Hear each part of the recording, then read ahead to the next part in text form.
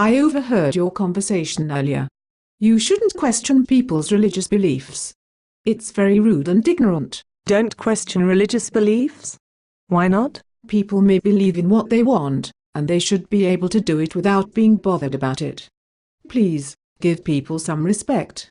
If you want to act smart and prove religion's wrong, go right ahead. Just keep it to yourself and don't talk about it. It's just not right. I agree that people may believe in what they want, but listening to bullshit and not questioning it?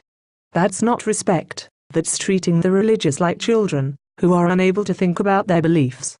That's not respect, that's condescension. Meanwhile, you've told me to shut up. You have given the religious full freedom to voice their opinion, but told me to withhold mine. Where is the respect now? You claim to respect others, but actions speak louder than words. You are a liar. Your actions indicate that you do not respect others. Your actions, telling me to shut up, indicate that you believe that only the religious are allowed to state their beliefs, that the non-religious are not allowed to state their beliefs. That would seem to be far more disrespectful to me, but notice, I'm just demonstrating that your argument negates itself. If criticizing others is disrespectful, then criticizing others for criticizing others is also disrespectful. That's one of the many reasons why X is disrespectful is a useless argument. But claiming that what they say is bullshit is also just a belief. So I should be free to criticize what you say too. Absolutely. You are free to criticize what I say, but you are not free to deny my saying it. You can ask me why I believe that, and you can contend that I don't have a good basis for my opinion. You can even argue that speech needs to be limited in certain cases, and I disagree with that too, but you cannot claim that I don't have the right to criticize what I see as nonsense. Without free speech there can be no meaningful discussion of ideas, which is a prerequisite for a meaningful democracy. But it's disrespectful. How is it disrespectful to take their opinion seriously? How is it disrespectful to seek more information about their position? How is it disrespectful, once they have fully explained themselves, to disagree with them? Well, they're entitled to their beliefs, so they're entitled to speak their beliefs without people challenging them. That's the same as telling them to shut up. I agree that they are entitled to their beliefs, but claiming that they're entitled to speak their beliefs without challenge entails that other people who disagree are not allowed to speak. This is a denial of free speech, and is unacceptable. Furthermore, asking someone, "Why do you think that?" is radically different from "shut up." The first is an inquiry, the second is a directive. Now it's true that some people take "Why do you think that?" to mean "shut up."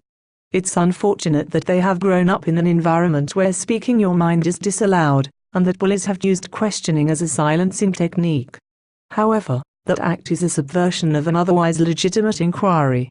Given that they are in a different environment, they should check if they are being silenced, and not merely assume that the other person wishes to shut them down. In short, the question should be taken at face value. Now you're just attacking the background of religious people. You're denying your own responsibility in asking a question that has possibly been used to silence people in the past. In terms of childhood development, I am definitely attacking any background that uses otherwise legitimate questions as tools to silence and bully. Why would anyone support a background that bullies and intimidates? All we can do in life is be honest. If I attempt to second-guess the past of the person in front of me, I'm guilty of making assumptions about them, of deciding for them how they should be interacted with. All I can do is choose to honestly represent myself, and if that is hurtful to someone, I would hope that they would honestly represent themselves to me and inform me. All communication is discussion, and even the grounds of communication have to be discussed. I'm certainly open to asking the question in a different way, but I'm not open to being told the topic is off the table for no good reason. And yes, X is disrespectful is not a good reason. I see. I still think that you are being rude, generally, when you discuss this. Rude? How so? Well, it makes people uncomfortable. This isn't an appropriate topic for public discussion. It's not appropriate because it makes people uncomfortable. So we can only discuss, in public, things that people are comfortable with? Yes. We should do our best to avoid making people uncomfortable, especially when it's unnecessary. This moves the conversation into a discussion of power dynamics. Generally speaking, People are uncomfortable when they are discussing topics that they are either unfamiliar with, or that they haven't thought about in detail, assuming we're not discussing personal history. What you are essentially arguing is that we shouldn't discuss something in public that we haven't discussed in public before. This is, clearly, nonsense. Furthermore, it is typically those who are in power who dictate the terms of conversations. It's a matter of historical fact that people at the bottom of society have been told that that is their appropriate place due to the natural order of the world, or due to the decisions of an omnipotent God. When this idea has been questioned, the simple solution was to kill the questioner as a heretic. Fortunately, the religious are not quite as free as they once were. Their only defense against the questioning of their bullshit is claim that discussing it makes them and people around them uncomfortable. Why are they uncomfortable? Because they don't have good reasons for their beliefs. Because they likely haven't even thought about their reasons or rationales. Because even in the most secular states in the world, the day-to-day operations have been set up by religion. Why do we have Saturdays and Sundays off work? Why not Tuesdays and Thursdays? Why do most European countries shut down in the middle of December? Why does the US Congress stop work in mid-December?